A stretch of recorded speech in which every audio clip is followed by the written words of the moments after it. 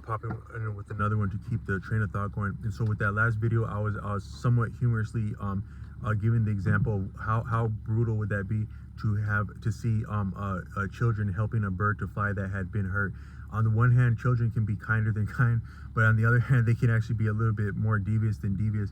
And if you think about all the wicked things that have been done to living things in general, but also like small, helpless, vulnerable things like animals and like maybe insects. Imagine what kind of punishment and torment different animals and insects have experienced at the hands of children. Not to be flippant about that, but actually just think about what has maybe been experienced by animals and insects growing up. When I was a little kid, I had a friend who was a family who was our friend, had one child who was a little bit younger than me and a girl who was 7 years older than me, and she did some really wicked, mean-spirited stuff to insects, I can remember. But all I meant to say is that you can imagine how the only thing more brutal than some children trying to injure or torment a small animal would be some children trying to help a small animal. How bad could some children help a small animal if they were trying to? But then you think about, so we have so many adults around us, and one thing is that when someone is like, anyone can be very adult when they want to, like, there's a problem. Oh yes sir, officer. Oh, I didn't know I was going that fast, sir. So people can be very adult. Or if someone has a problem with you, they can get very adult and very righteous about what they said or did, or what you did or didn't do. They can over adult in your face. It's actually a deeper form, I think, of manipulation, is just becoming very adult. You talk to a real criminal and they might be more proper than proper, more adult than adult, yet more deviant than deviant. But if you look at what people actually do and their real values, but the nuances of their conduct, a lot of people are very juvenile and childish over a lifetime, even as they are children, and then they reach the age of majority, and then they have a working life, and then they're now retired, and so they're now in the retirement home and they're arguing about nothing. Or like you'll be like at a restaurant, and you're at a restaurant and it's like you got some people like well-to-do, like they have like, you can tell they have some kind of means or some kind of livelihood or profession, or at least just a solid job, and they have in the first place money to spend on fast food, and in the second place time to spend at a fast food establishment during work hours of a business day. And then they're raking an employee over the coals because their fries were cold.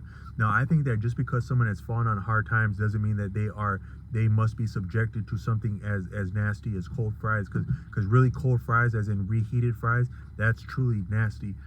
Even if you're on hard times, I think that'd still be nasty. But if you're hungry enough, if you're really hungry, like you've actually had an opportunity to work up an appetite, and maybe you actually are in some kind of need, you get some lukewarm fries, or some room temperature fries. They're not cold and reheated, but they're just room temperature, and you've worked up an appetite. Damn it, that's delicious. That's sustained. That's as healthy as anything in your fanciest grocery store if you got enough of an appetite. Some simple fries at room temperature is. But then you get these people who are so adult and so professional and so respectable and so entitled, and they're sending back some fries, like some petulant entitled young people that that haven't had the opportunity to get a little bit of discipline and hardship and the benefit of that. So a lot of people are yet very childish, even at whatever rank of whatever they do for a living, or whatever title, or whatever profession. A lot of people are just simply juvenile if you appreciate their conduct and the nuances within their statements and decisions. So you have these different people calling themselves professionals that are wanting to help you, that are over helping you. A lot of things are a lot of people would be like turned off by a dead body, or they would be repulsed by a dead body, but most people are not shy of a dead body. Most people would most people aren't like trying to flinch at a dead body. But then you take like but most people in general are not trying to overlook at anyone or anything, and if they are comfortable just staring at something, it's kind of like that thing is somewhat dead to them. Or so what I want to say is that I think if you appreciate human beings, so maybe some people are confounded because human beings are what's called omnivores. So human beings have the potential to, maybe you could say, one of the strengths of human beings, one of the most effective forms of being a predator as a human being, the forms of predation as a human being, is the fact that human beings are an omnivore. They're both, they can eat, they can be, that means they can be both a carnivore and a herbivore, both in the same being, and have benefits, is what a human being is, an omnivore. And because of that, you sometimes you forget the fact that you're dealing with something that is a predator and has a history and a pedigree and a heritage of being a predator in nature. Whether they're consuming herbs or meat, they're still consuming what had been living, so they're a predator. But because of that, you don't know. You appreciate people as being respectful and human being and sublime and enlightened, as though we were all yet vegetarians. And some people would argue whether that's healthy or not to be a vegetarian. I've heard people make compelling arguments whether it is or not. But yet people are yet predators. But because they're omnivore, you sometimes forget that you're dealing with what had been and is yet a predator as you're dealing with a human being. So I think that what I want to say is that I think maybe all forms of human communication, human interest, is a form of predation.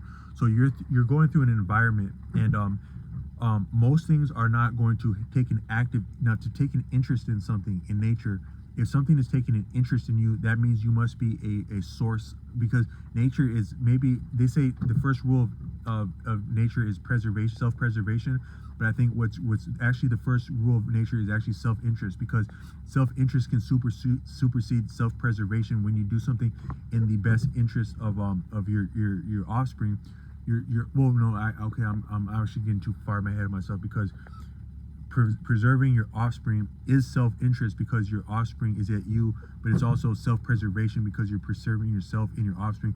But what I meant to say is that in nature, most things are fundamentally self-interested, and if it's interested in something else, that's a form of being interested in itself, because we, in a spiritual sense, we are one another, but in a more base sense, we have different advantages. So you see two lovers like sharing ice cream or just sharing each other's attention. In a certain way, that's like a form of predation, because they're at least feeding on each other's energy, enthusiasm, humor, wit, banter, insight. Humans are yet always feeding on one another. So that a person would go through this much school in order to attain a career of some kind, to become a professional and have an active interest in people.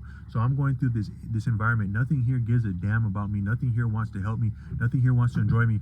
But here goes this person, and they had such a kind heart that they had all this resource of their family that allowed them to go to school, and then they used that, and then maybe they worked on top of that, and they did all this scholarship because they one day wanted to help someone. They knew they didn't meet me yet, they didn't know me, but they knew they were gonna know me, and they were gonna love me, and they're gonna feel so cool about me that when they meet me, it's gonna be worthwhile all that money that they spent, all the time that they spent, so that they could be in a position to give me something to put down my throat that's gonna change me for my better interest, that they know better about me because of this that they've undertaken than I know about myself. And whether I like it or not, this is what's good for me, and this is what they know is good for me, because they had an interest in learning about what had been thought to be good for me then, maybe before I was born, or as I was being born, or when I was getting ready to become an adult. It was already known what was going to be good for someone like this or that at that point in the future, and they went through all that so they could be right here, right now, to give me something to put down my throat with and without my consent, if we're honestly speaking. But so you have someone that took an interest in you before they even met you. That's even more troublesome than if something was just in your environment. No things give a damn about you, no things enjoy you, yet here goes this thing that has an active interest in you. And not only that, it studied and it prepared itself to have an active interest in you. That's troubling if you consider the fact that humans don't have an interest in something that doesn't benefit them. That is predation. So these different people call themselves professionals. I would say that the P is correct, but it's more so predation. Over helping something, like a child over helping a bird to fly and mutilating the bird. And again, not to be flippant about harming animals, but just that's similar to these people that are wanting to help a person for the sake of helping a person, whether another person likes it or enjoys it or not, is some of these professionals that we deal with that yet further injure us with some of the ignoble titles that they confer to us, while the people that are doing things that can be appreciated as ignoble in the most common in the most simple moral or just terms of health and hygiene, are the actual people who are getting the real titles of nobility and status and privilege that amount to sustaining their existence and their line on earth, in one life and beyond.